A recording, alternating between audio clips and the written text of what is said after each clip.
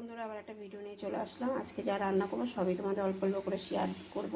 মানে যাই রান্না করবো। এরপরে আমি পটল নিয়েছি, কারকল, নরদ মেখে নিয়েছি, মানে উচ্ছে দিয়ে কুমড়ো দিয়ে ভাজবো, আর চিকেনের চাপ করবো, আর দেখে মাছ করব, পলি মাছ। আর এই বাচ্চাদের ভাত প্রেশারে করে দেবো, এটা আমাদের ভাত। আর দেখো ফ্রাইড রাইস করবো। আগে পটলটা ভেজে ভাতটা বসিয়ে দিলাম, মাছ ভাজা বসিয়ে দিয়েছি, উচ্ছে ভাজাটা হয়ে গেছে, মশলাটা কষানো আছে, মাছের জল দিয়ে দিলাম।